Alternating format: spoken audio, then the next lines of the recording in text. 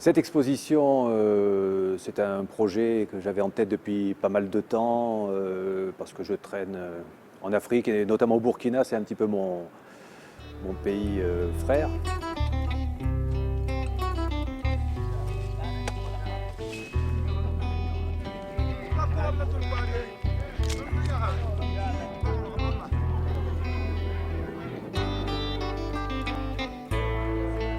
J'avais envie de montrer un peu un visage du Burkina différent de ce que j'entends ou ce que je vois d'habitude. C'est-à-dire, moi, les gens que je fréquente, c'est des gens qui sont fiers d'eux, qui sont bosseurs, qui aiment la vie et qui font partager aux autres. Et donc j'avais envie de faire partager ça ici un petit peu aux Français et aux Limousins en particulier.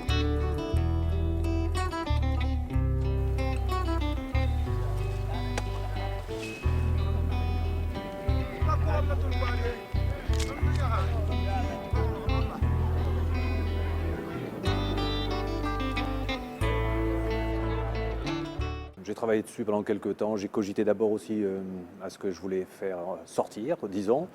Et ensuite, j'ai proposé ce projet à la ville de Limoges, à la BFM, au Conseil général, qui m'ont soutenu.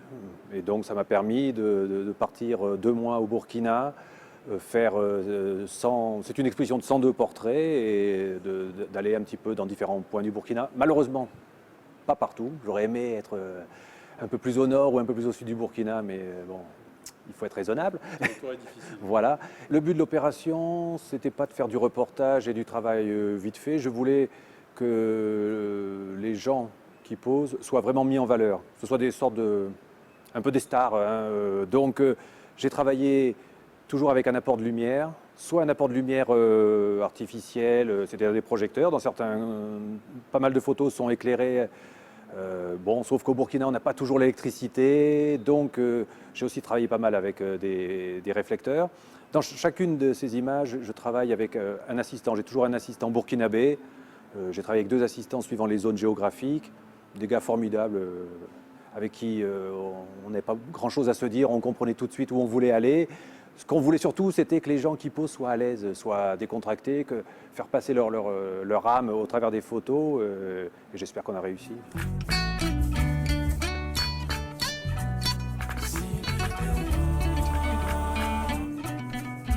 Ça a été une épopée pour photographier la motocycliste, parce que comme elle fait partie de la gendarmerie nationale du Burkina, de la garde présidentielle, il fallait une autorisation du ministre. Donc l'administration burkinabé, comme l'administration française d'ailleurs, étant ce qu'elle est, c'est toujours un petit peu long, les démarches, etc. Donc, mais ensuite, une fois que j'ai eu l'autorisation du ministère, j'ai contacté le service communication de la gendarmerie.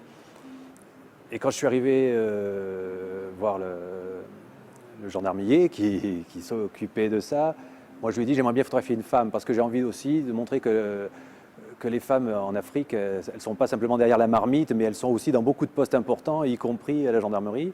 Et il m'a dit, j'ai eu la même idée, et je vous propose une motocycliste de la garde présidentielle. Je lui ai dit, voilà, c'est merveilleux. Banco, on y va, et puis on a fait cette image. Suite à cette autorisation, le ministère nous a demandé d'accompagner M. Dupuis sur ce travail-là. Et très volontiers, nous avons accepté. Et ça s'est très bien passé en fin de compte. Oui, c'est important parce que M. Dupuis connaissait plus ou moins comment ça fonctionnait. Si M. Dupuis était venu me voir le matin pour me dire qu'il voulait faire une photo de ce genre, ça allait être difficile. Mais il est venu déjà avec une autorisation. Donc, et en plus, il connaissait comment ça se passait dans le milieu militaire. Donc oui, je pense que c'est important. Et aussi le fait que je pense qu'il a voulu montrer les gens aussi des gens qui aiment ce qu'ils font. Et pour ça, c'était bon parce que on a souvent l'impression que les gens veulent souvent montrer un mauvais côté. Mais donc ça fait que son projet était gagné d'avance, parce que ça montrait des gens dans ce qu'ils aimaient et ce qu'ils étaient fiers de faire.